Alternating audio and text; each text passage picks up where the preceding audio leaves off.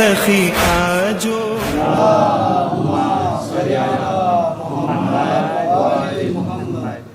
ماں میں پیاسا ہوں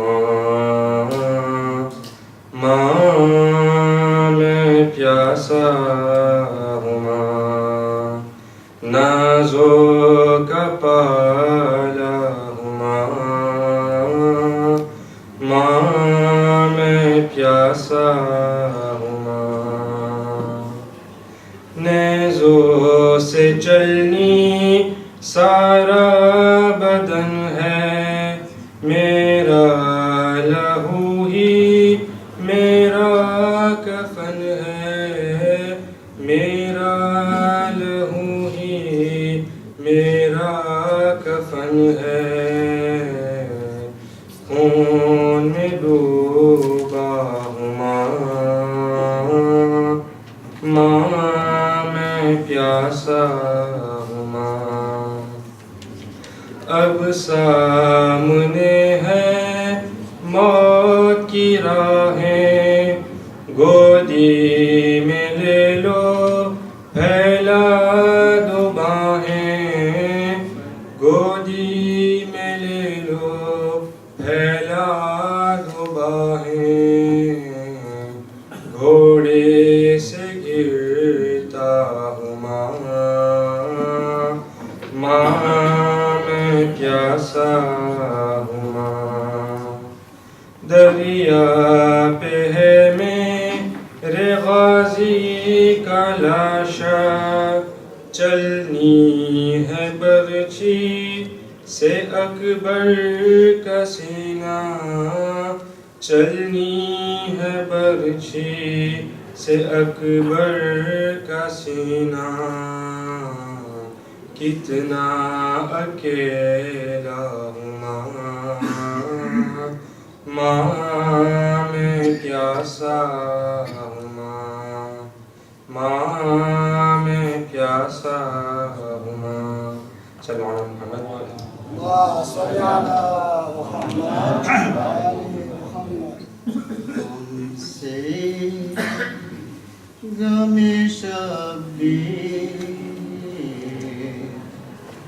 ہم سے غم شبیر بلایا نہیں جاتا ہم سے غم شبیر بلایا نہیں جاتا یہ داغ کلیجے کا یہ داغ کلیجے کا مٹایا نہیں جاتا ہم سے غم شبیر بلایا نہیں جاتا کہتے ہیں المدار کہ دے موت خدایا کہتے ہیں المدار کہ دے موت خدایا پیاسی سکینہ کو پیاسی سکینہ کو دکھایا نہیں جاتا ہم سے غم شبیر بلایا نہیں جاتا یہ داغ کلیجے کا یہ داغ کلیجے کا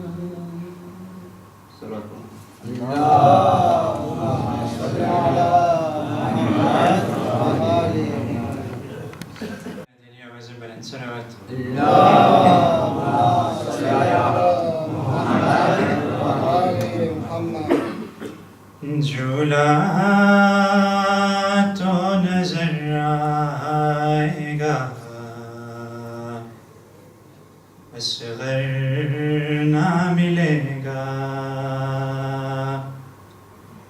جھولا تو نظر آئے گا اصغر نہ ملے گا جھولا تو نظر آئے گا اصغر نہ ملے گا اب ساری خدائی میں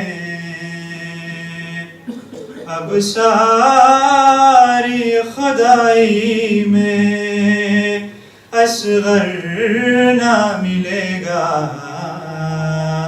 اصغر نہ ملے گا جھولا تو نظر آئے گا اصغر نہ ملے گا کیا وقت مصیبت ہے ذرا دیکھ دکھیا کل جھولے میں بے شیر تھا اور پانی نہیں تھا مل جائے گا جب پانی مل جائے گا جب پانی اصغر نہ ملے گا اصغر نہ ملے گا جھولا تو نظر آئے گا اصغر نہ ملے گا کہ ڈھائیں گے نہیں ہم پر ابھی اور قیامت ڈھونڈیں گے شکی دشت میں بے شیر کی تربات شہداء کے سروں میں جا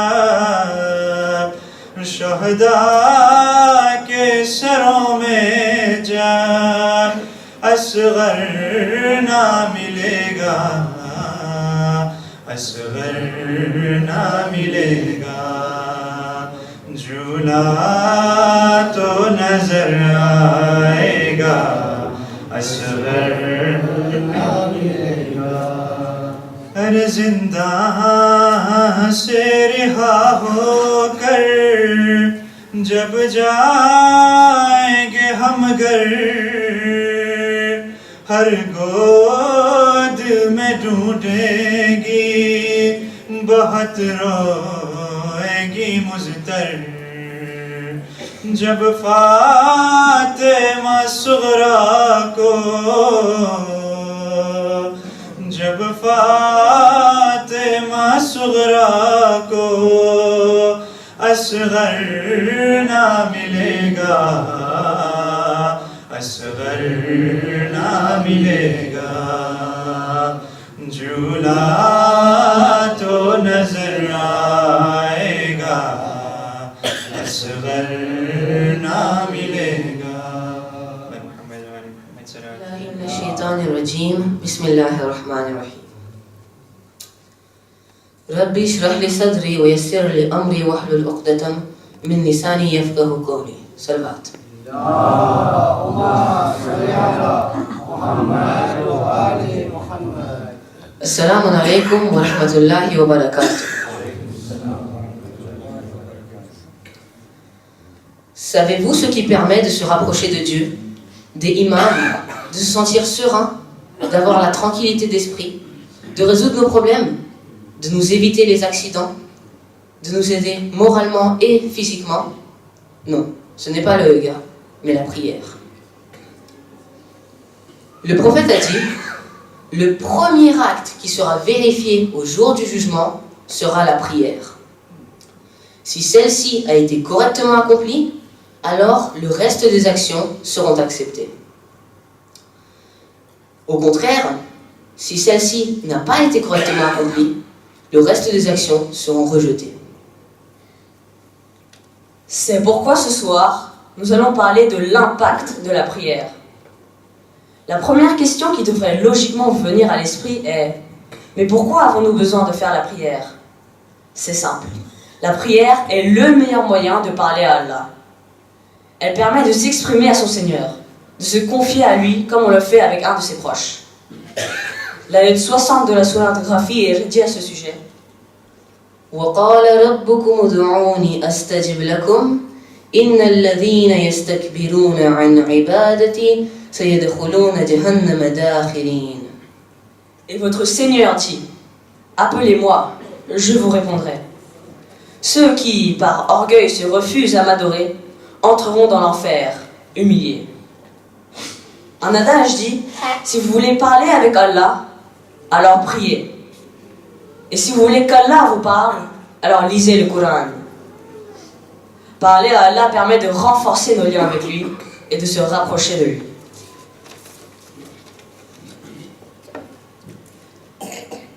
Voici le pouvoir de la salat illustré à travers une histoire. Il était une fois un compagnon du saint prophète nommé Saad. Saad était très pauvre.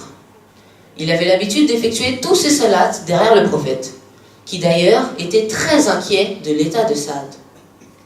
Le prophète lui dit que si jamais un jour il recevait de l'argent, il le donnerait à Saad. Cependant, les jours passaient, le prophète ne reçut pas d'argent et l'état de Saad devenait extrêmement alarmant. C'est alors que l'ange Jibril descendit du ciel avec 2 dirhams. L'ange Jibril dit au prophète: Allah a dit: nous sommes au courant de votre inquiétude par rapport à Saad. Si vous voulez qu'il sorte de cet état, donnez-lui ces 2 dirhams et dites-lui de s'engager dans un commerce. Le prophète prit les 2 dirhams et partit pour prier Zohar. Lorsqu'il trouva Saad l'attendant dans la mosquée, il lui demanda: pourrais-tu t'engager dans un commerce? Ce à quoi Saad répondit: par Allah, je n'ai aucun capital pour pouvoir commencer mon commerce. Le saint prophète lui donna alors les 2 dirhams. Saad prit l'argent et après avoir prié Zohar et Asr, il se mit en quête de gagner sa vie. Allah bénit Saad de telle sorte que tout ce que Saad achetait avec 1 dirham, il le revendait pour le double. Petit à petit, sa richesse grandissait. Cela continua jusqu'à ce que Saad achète une boutique près de la mosquée. Et de là, il gérait ses affaires. Au fur et à mesure que son commerce prenait de l'ampleur, Saad devint de plus en plus relâché par rapport à ses prières. Jusqu'au point où, quand Hazrat Bilal restait l'adhan, Saad ne se préparait même plus pour aller prier. Auparavant, Saad était prêt pour la prière bien avant l'heure de l'adhan. Quand le prophète remarqua le retard de Saad à la prière, il lui dit: Saad, ce monde t'a rendu si occupé que cela t'a éloigné de tes salats. Saad répondit: mais que puis-je faire? Si je laisse ma fortune sans surveillance, elle sera gâchée et je finirai par perdre de l'argent. Le prophète était très perturbé par l'intérêt de Saad dans sa richesse et sa négligence des ibadat. Alors l'ange Jibril descendit une seconde fois au prophète, lui disant: Allah a dit: nous sommes au courant de ton angoisse. Quel état préférez-vous pour Saad? Le prophète répondit que le premier état était meilleur pour Saad. Alors Jibril dit: dans ce cas, reprenez les 2 dirhams que vous lui aviez donnés. Le prophète alla voir Saad et lui demanda s'il pouvait reprendre les 2 dirhams. Saad répondit qu'il pouvait même lui donner 200 dirhams, mais le prophète ne lui demanda que ce qu'il lui avait donné. Et donc Saad les lui rendit. Rapidement, la richesse de Saad diminua jusqu'à ce qu'il se retrouve de nouveau dans la pauvreté. Dans cette histoire, quel impact a eu la prière dans la vie de Saad? Quand Saad priait ses salats régulièrement et avec ponctualité, il a reçu une telle aide divine qu'il est passé d'un extrême à l'autre. Il est passé en peu de temps de très pauvre à très riche. Imaginez, avec seulement 2 dirhams pour commencer. C'est parce qu'Allah donne beaucoup de barakat à ceux qui font de leur salat une priorité. Mais que se passe-t-il quand on néglige la salat? Les bienfaits accordés par Allah sont retirés et les difficultés reviennent.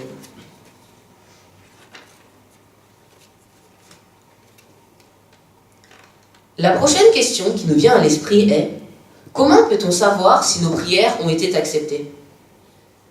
À ce sujet, l'imam Ja'far Sadiq alayhi salam a dit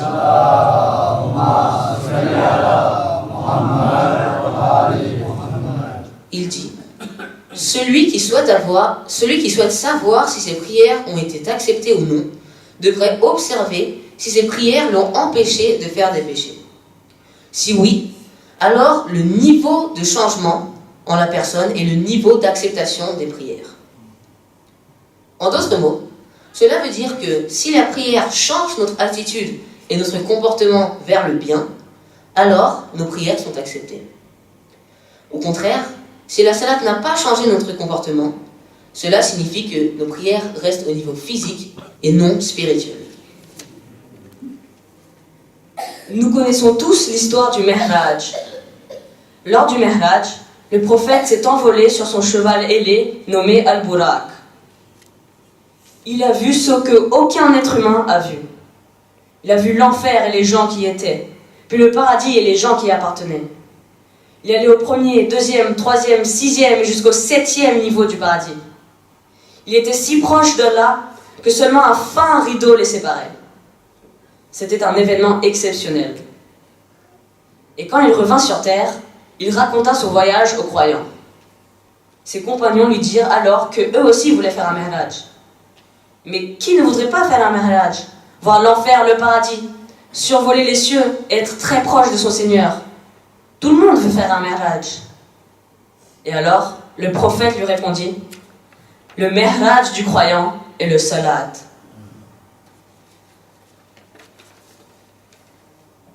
Dans le Saint-Coran, il y a beaucoup d'exemples de l'attachement de nos prophètes au salat.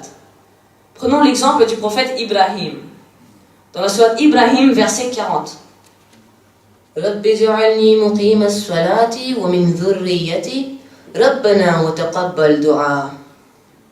Ô mon Seigneur, fais que j'accomplisse assidûment le salat, ainsi qu'une partie de ma descendance. Exauce ma prière, ô notre Seigneur.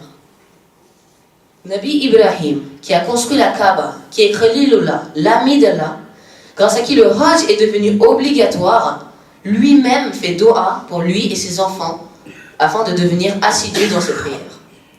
Cela nous montre l'importance capitale de la salat dans nos vies. Mis à part la miséricorde divine obtenue par la salat, avez-vous déjà considéré les bienfaits médicaux de la prière? Avez-vous déjà imaginé ce que nous apporte le sajda en particulier? Le prophète a dit: si seulement vous saviez le pouvoir du sajda, jamais ne releveriez-vous vos têtes du sol. De nombreuses recherches médicales prouvent les bienfaits mentaux et physiques de faire des sajda quotidiennement. Le sajda est une position unique, car c'est la seule position dans laquelle le cerveau se trouve à un niveau plus bas que le cœur. Et donc, le sang se précipite vers le cerveau. Au contraire, dans les autres positions, telles que quand nous sommes debout, le cerveau est au-dessus du cœur.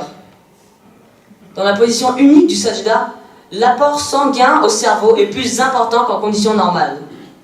Cela a un effet amélioratif sur les capacités de vision, d'audition, de concentration et de mémoire. Donc, la salat a énormément d'effets positifs sur celui qui l'accomplit régulièrement. Ses bienfaits sont autant physiques que psychologiques.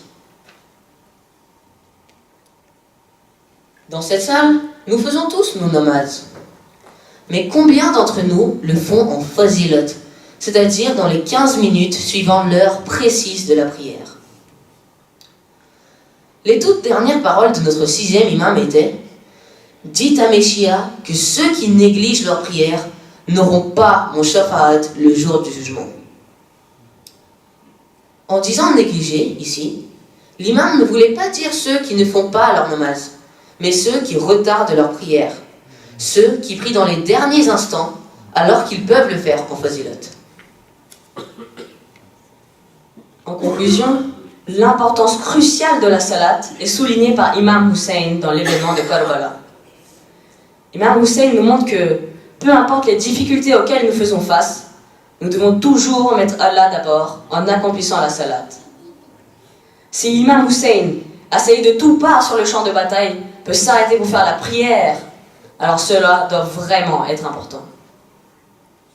Ce que nous faisons au quotidien n'est certainement pas aussi important pour que nous ne puissions pas faire une petite pause et prier. Après tout, Allah ne nous a créés que pour. وَمَا خَلَقْتُ الْجِنَّ وَالْإِنسَ إِلَّا لِيَعْبُدُونَ. Je n'ai créé les djinns et l'homme que pour qu'ils m'adorent. Et la salat est le meilleur des actes d'adoration. Salvat.